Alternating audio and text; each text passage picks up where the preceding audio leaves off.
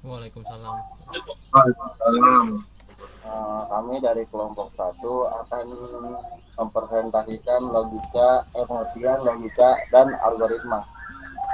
Yang berkelompokkan atas nama Misbahuddin, Teddy Hanafi, sama Rian.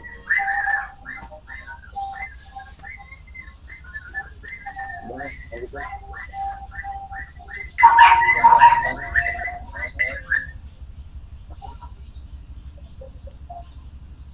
Pembahasan akan dimulai oleh saudara Rian. Assalamualaikum warahmatullahi wabarakatuh. Waalaikumsalam warahmatullahi wabarakatuh. Di sini kelompok kami akan membahas yang pertama ada apa yang dimaksud dengan logika dan algoritma, definisi logika algoritma.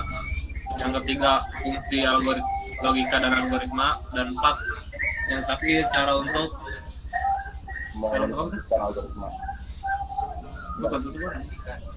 untuk mengomunikasikan algoritma.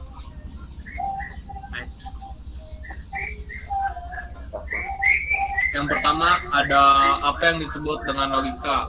Logika berasal dari kata logos yang bermakna hasil nalar yang diutarakan dalam kata dan dinyatakan dalam bahasa.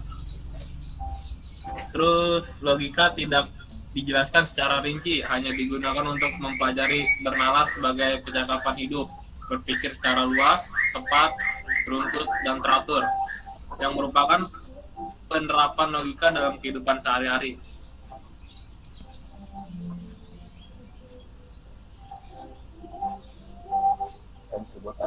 Dan apa yang disebut dengan algoritma? Secara etimologi, logika berasal dari kata Yunani, yaitu logos, yang artinya adalah kata, ucapan, pikiran. Secara utuh atau juga berarti ilmu pengetahuan. Definisi, urutan langkah-langkah untuk memecahkan masalah yang disusun secara sistematis dan logis.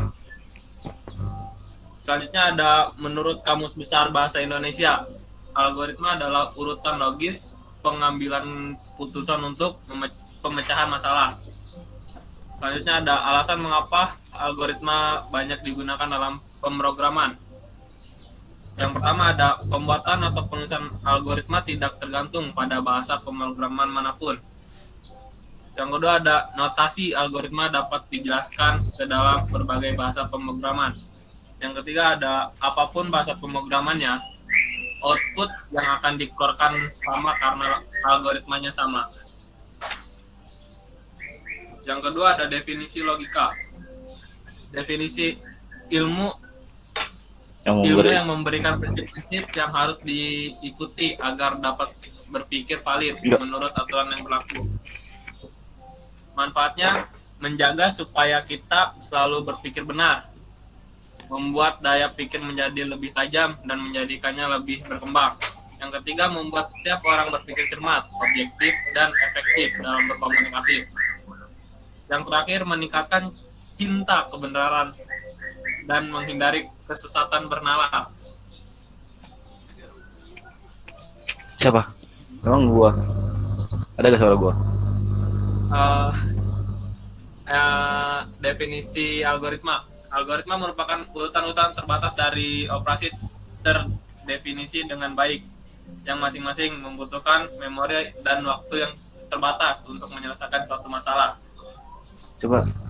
Ya lu alihkan ke gua. Oke, lanjut. Sama gua. Yang Sama gua. Ada gak sih suara gua? yang fungsi logika akan dijelaskan oleh saudara Misbahuddin. Ada gak sih suara gua? Ada. Tahu amat. 3. Fungsi logika. Fungsi logika untuk menarik kesimpulan setelah melakukan penelaaran berdasarkan pernyataan-pernyataan benar atau dalam kurung premis yang ada. Yang kedua, penalaran untuk menarikan kesimpulan dibedakan menjadi 2 jenis, yaitu yang pertama dedukatif, yang kedua induktif. Yang dari dedukatif, penalaran kesimpulan yang bergerak dari pernyataan benar yang umum ke khusus. Contoh, umum semua dosen kampus Untara harus disiplin dan bertanggung jawab. Yang khusus, Bu Andin adalah dosen kampus Untara. Ada dua. Yang khusus ada dua. Yang kedua, Pak Rafael adalah dosen kampus Untara. Kesimpulannya, Bu Andin dan Pak Rafael harus disiplin dan bertanggung jawab. Kalau contoh dari induktif, khusus, Kiki rajin belajar, dia mendapat hasil yang memuaskan.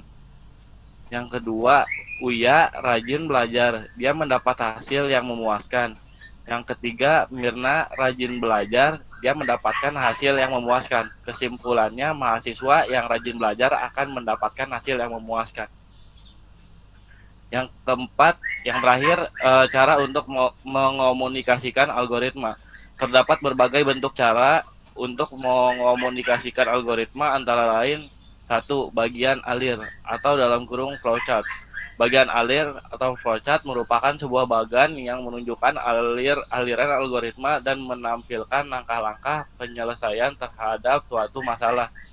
Terdapat berbagai alasan bagi seorang untuk menggunakan flowchart, antara lain sebagai berikut. 1. Dokumentasi proses. Bagan alir dapat digunakan untuk mendokumentasikan proses menjadi lebih terorganisasi dengan baik. 2. Petunjuk untuk memecahkan masalah.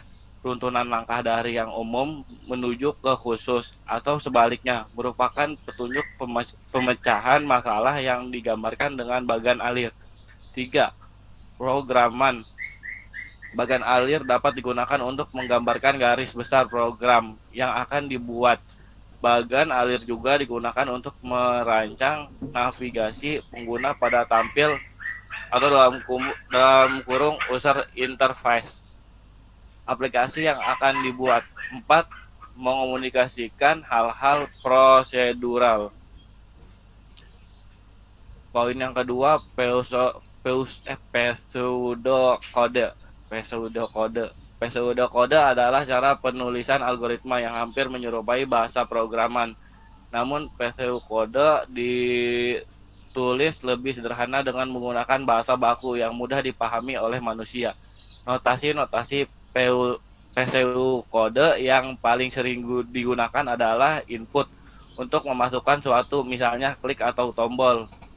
Yang kedua, output untuk menampilkan suatu, misalnya pesan yang tampil di layar. Yang ketiga, while, sebuah proses yang terjadi di balik layar. Yang keempat, repeat untuk act until y, proses pengulangan X hingga Y terjadi. Yang kelima, if, A, then, B, S, C, sebuah logan layaknya jika A, sebuah logika layaknya jika A, maka B, jika tidak, maka C. Sekian dari kami, dari kelompok 1. Kami ucapkan terima kasih.